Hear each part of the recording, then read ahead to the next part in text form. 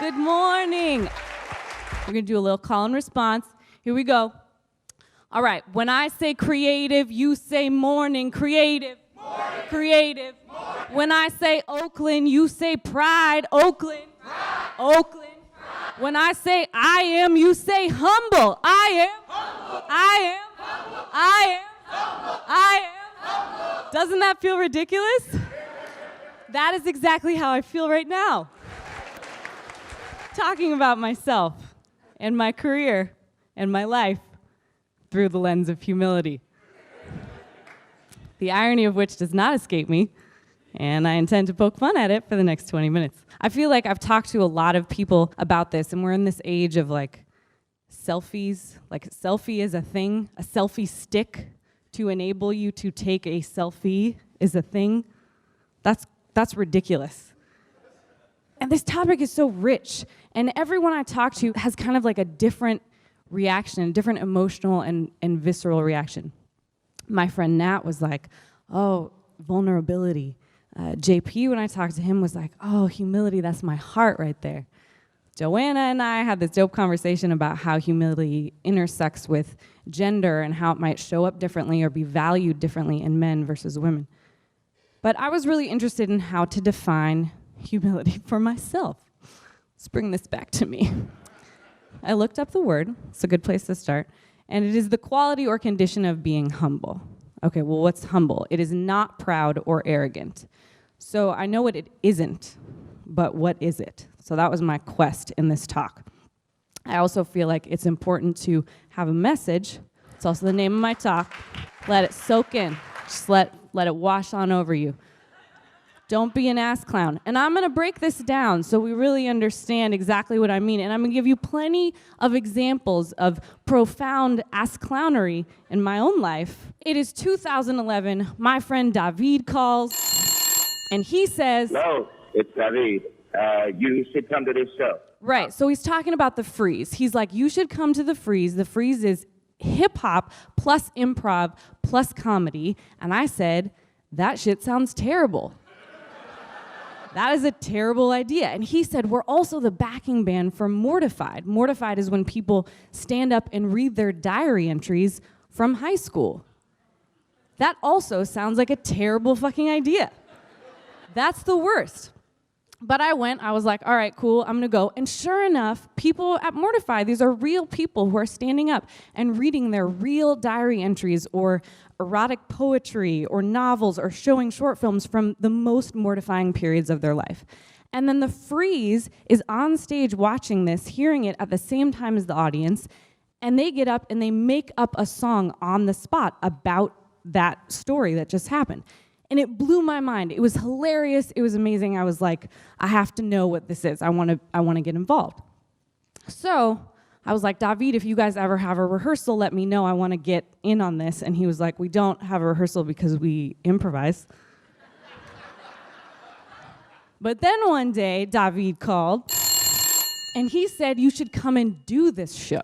And I was like, what are you talking about? And he's like, just come and do the intro to this show. So the one part of the show that is not improvised is a hook that's at the beginning, at the end. And it's like a hook from a well-known song. Right now we do Back in the Day when I was, yeah, okay, but back then we were singing Yesterday.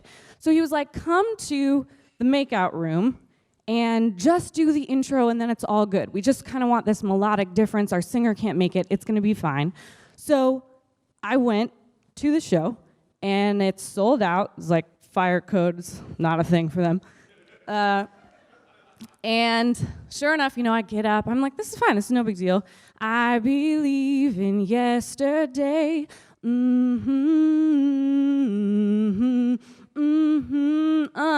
And the audience is clapping, and the first Mortified reader's coming out, and I'm like, peace, I'm done. And David says, stay.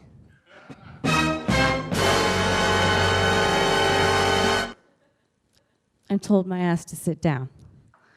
All right, so before I tell you what happened, we're going into Act 1, Janet collaboration. And we're going to go back in time. Now, first of all, I know that Back to the Future is 1985. I wanted to use this slide anyway. This is my presentation in your face. Humility.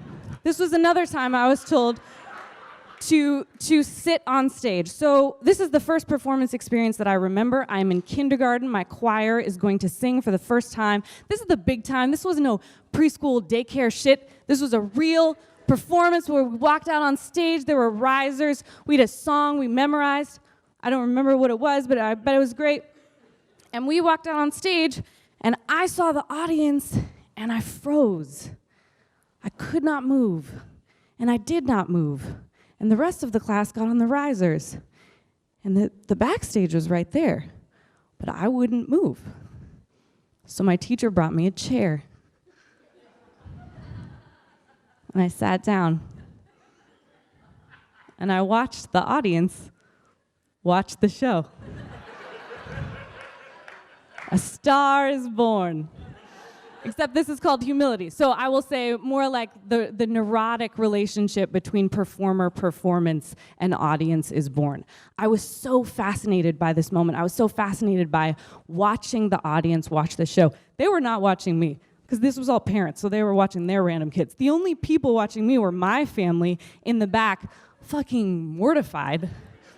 You know, I'm sitting there like a goon, just like, you know, while like this little light of mine is killing it. And my brother, my dear brother, runs around. He's like, oh no, he runs around outside the auditorium and he comes backstage and he's like, Lauren, like, I got you, I'm gonna rescue you, like, it's all good. And I was like, I'm fine. I'm having a profound experience I'm gonna talk about in 30 years. It's good. This is a good introduction to my brother. My brother is my life collaborator. How many of you guys are siblings? Right. You are born into that shit, whether you like it or not. Like it or not. We had to build our collaborative efforts. We're doing some dances. I don't have any stickers, you might notice. He's got stickers, no stickers. We were sharing everything, clothes, haircuts. Then he realized he could get me to do stupid shit. This is me eating a reed or whatnot. And then we became the best of friends, hanging out in onesies. No big deal. My brother really created the foundation of collaboration for me, because I couldn't possibly have everything my own way all the time when I so desperately wanted to play with him, and I wanted him to so desperately want to play with me. So that just wasn't gonna fly. And when I wasn't hanging out with my brother, I was hanging out with 3 girlfriends who lived across the street, and what we liked to do more than anything was dancing. This is Paula and Janet. Miss Jackson, if you're nasty. Yeah, exactly. Now let me break it down. My dad is a jazz pianist, so music was in my house just always. And I grew up here in the Bay, right? So music was outside of my house always. And dance was really the way that I expressed my love of music. So you could say, like, if music was my religion, dance was my prayer. But, like, way less pretentious than that sounds. That's what we did. We just danced. We choreographed dances all the time. Janet, Paula, Madonna, whatever was on the radio, we loved that shit. And it was not just collaborating. It wasn't just working with my friends. It wasn't just that I wanted to hang out with them. It's also when I first started to understand collaboration within creative work. This looks weird. That looks tight. Weird. Tight. The power of unison. There's a pattern here. So it wasn't just that I loved hanging out with my friends and we loved spending time together. It was that we actually needed each other to kind of express whatever creative ideas in dance that we had. And this love of collaboration followed me through all different kinds of art forms that I became interested in. Theater, loved scene work, singing, I loved harmony. I was playing the piano. Of course, my dad's a jazz pianist. I was like, I'm gonna learn classical, in your face. My piano teacher was actually an incredible ballerina. And so I learned to play the piano with the reflection of my teacher dancing behind me. So even when I was learning to play scales, learning to do basic warm-ups, this was how I learned how to be musical, really, because we were collaborating. we were collaborating on something together. I was collaborating with the piano itself to make something to accompany her movement. So even in these solo endeavors, I really loved collaboration and thought of things this way. Here's our first moment of AssClownery, not of my life, just of this talk. Well, I choreographed a dance my senior year of high school at Berkeley High, and I was like, I'm gonna be humble and take myself out of the dance. Because you know, when you're 16 and you wanna know who the choreographer is, she's the girl in front, in the center, like doing everything more than everything else. So I was like, no, I'm good. I'm gonna take myself out of this, but I am going to sing the song that they are dancing to. Before the performance even happened, you would have thought I fucking won an Oscar. Because I sat up there thanking my mom, thanking my dad, shout outs to my boyfriend, what's up, chemistry class? Like 10 minutes long. And insult to injury, my mom was there. She was a high school counselor for a high school in Martinez, and she brought students from that high school to learn from what we were doing because they wanted to start a dance program. And I ended my masterful intro to this song by saying like, oh, welcome to the kids from Alhambra High. Like, glad you're trying to start your program now. Ours has been around for 30 years. What a dick. Like, why am I sassing them? They came to support me, and I'm like, you guys suck. And then the best part, of course, is that the dancers are on stage, like, shaking because they can no longer hold the first position because I have been talking for so long. AssClown. Come in, baby. You sexy mother. Act 2, Go-Gurt. We're going to go right back into some AssClownery. My freshman year of college at Northwestern University, I also choreographed a duet that was performed in a group that I was in. And Billy Siegenfeld, who is the professor of dance at Northwestern and also the founder of Jump Rhythm Jazz Project, came and saw this performance, and he invited us to perform in his choreography workshop. This was a big fucking deal. I was a freshman.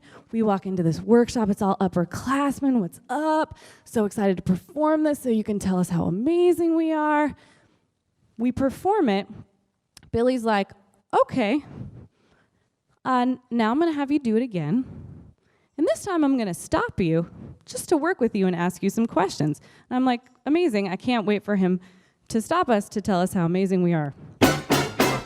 You sexy mother. That is not what happened. What happened is he ripped us to shreds. Within the first 10 seconds, he had stopped us and was like, what the shit was that? And we were like, what do you mean? And he goes, what was that? What just happened? And what had happened was, Joe is dancing right here. I'm right here. We're doing something I'm sure was amazing in unison. And I'm looking at him. And Joe is looking off. And right away, just in this moment, just in these 10 seconds, we've established story. There's something happening here. There's something happening in our movement. We have character and we have tension. And at that moment, I stop looking at him and we start doing flips, backflips. And Billy is like, what the fuck was that? Like, you had a story here. What are you doing?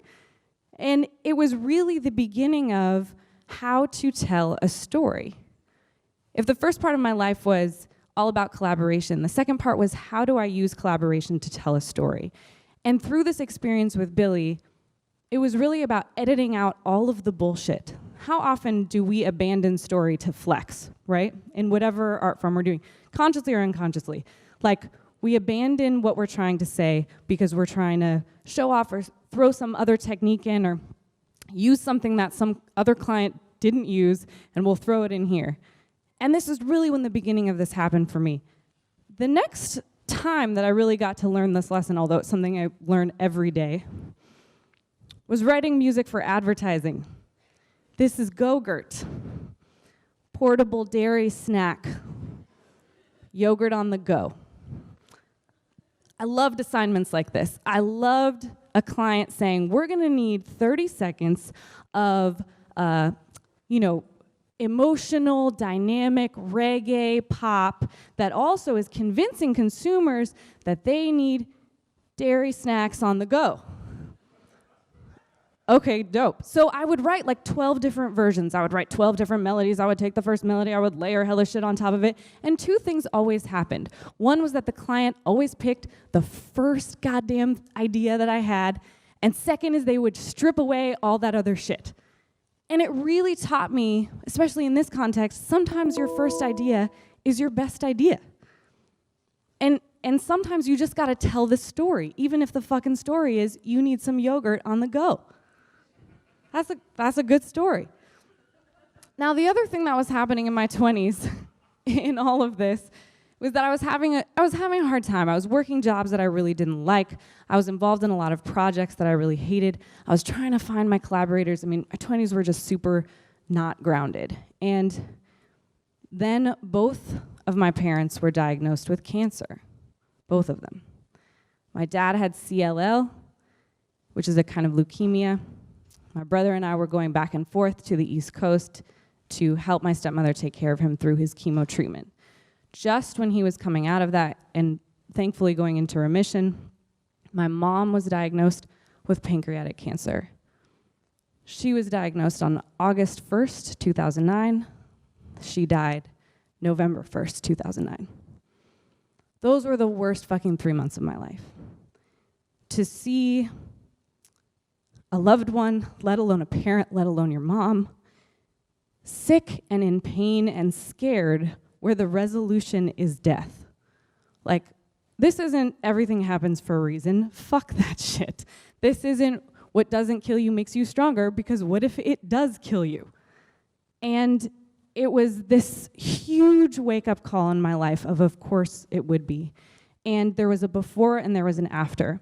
And what I realized in all of this pain and of course in all of the gratitude that comes out of that is that I wasn't telling my story. I wasn't telling my life story the way that I wanted to tell it. I was layering extra melodies and extra shit on top of it, and I needed to do a masterful edit of my life, which I did. I quit my job, I stopped doing projects I didn't like, I stopped kicking it with people who sucked. Not anyone in this room, you guys are great. And I built my life back up from there. Act 3, yes and. We are back at 2011, we are at the makeout room, and David has just told me to sit down. It's David. All right, so I do this show. My first experience improvising was in front of 300 people.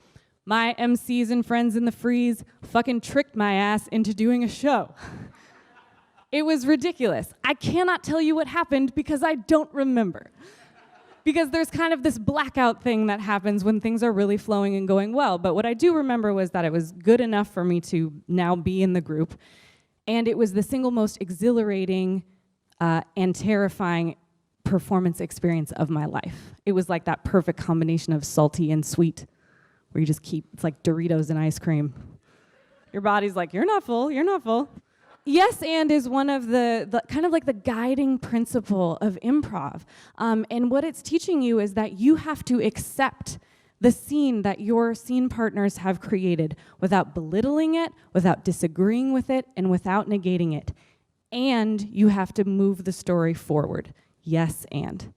Brilliant concept for improv and for life. This is exactly the combination of collaboration and telling the story. Now, the other cool thing about this, I took this meditation workshop with Nestor Perez. Some of you were in this. And he was teaching us about the difference between concentration and observation. Concentration, if you concentrate on your breath, you're sitting in stillness, concentrate on your breath, concentrate on that shit. I don't know about you, but that is anxiety and attack. That is just like, I start feeling like my heart's racing and I'm like, I don't know how to inhale. Like, what's that? You know, like I completely freak out. And I'm very far from the meditative bliss that I'm trying to achieve. Versus observation. Observation. If you just sit there in stillness and just watch what happens. Maybe your heartbeat will increase. Maybe your inhale will be longer than your exhale. It's all good. You're just observing that shit. Pretty soon you're like, hey, you feel great. That is what improv feels like to me. that state of observation where you are just in flow and you are just listening. Now, of course, I had to learn that the hard way. Here's my moment of AssClownery and improv, just the one I picked because there are a lot. So there was a mortified reader who shows a short film. It's so funny. He was obsessed with death as a little kid, and he would make these really bad horror movies. And in the horror movies, all of the characters would die and fall on a pile of pillows. And I thought that shit was hilarious. And he pointed to it, and the audience is laughing, and he's talking about it, and this is amazing. So when the freeze gets up to do like our interpretation of the story he's just told, that doesn't come up. Like for whatever reason, this element about the pillows doesn't come up. But I remember this shit. And 2 years later, this guy comes back. Now, every once in a while, a reader who we've seen before will come back, but we do this every month. There are 5 readers. There's that whole blackout thing that happens that helps. Don't remember shit. But this guy comes back, and I was like, pillows, pillows. I'm all over this. So he's reading. Audience is there watching him. He's showing the short film, and I'm back here going, pillows, pillows, pillows, pillows. Gonna rhyme with pillows. What rhymes with pillows? Like thinking of maybe the movie Willow, like gonna drop something. It's gonna be tight. Definitely not paying attention. Can't wait. So excited. Get up there. He's done. Audience is clapping. Jump up. Drop a line about pillows. You sexy mother. Yeah. Audience did not get that shit at all. Fell super flat. And it was because he didn't talk about it that time. He did not point it out. Or for whatever reason, whatever happened energetically in that moment was different than 2 years previous. But I didn't know because I was back there concentrating on how dope it was going to be when I drop a rhyme about pillows. And so I dropped that, and then I had nothing. I had absolutely nothing. Kind of just like, And the other MCs came on and took over, and it was fine. So let me get to the moral of the story, because it is an important one. Don't be an ass clown. What does this mean? Humility is on a spectrum. This is what I thought. I thought humility was a midpoint on some spectrum where you've got sad clown on one side and asshole on the other side. Sad clown being, I don't want to belong to any club that would accept people like me as a member. Versus an asshole, brilliant quote, lyric by Mr. West. 'Cause baby, I'm awesome. Also, I'm also awesome. Also, I'm also awesome. You sexy mother. Hurry up with my damn croissants. Exactly. And I thought that humility was some sort of like midpoint between these two things. Now, all of the examples that I gave you of AssClownery today were mostly on this side just because those are funnier. These are boring. These are like, I felt bad about myself and then I didn't do something. Like, who cares? I do want you to know that I spent most of the time preparing for this talk over here. I had a great conversation with my dad on Tuesday where I was like, I don't know why they invited me. It's the Bay Area. They should get a monk to talk about humility. Like, I'm trying to tell a story. Like, I don't know how to tell the part about how to tell a story. Like, it was a mess. But what I realized is that it's not a line. It's a circle. Sad clown and asshole are the same thing, and they come together to form AssClown. Come in, baby. Yeah. You sexy mother.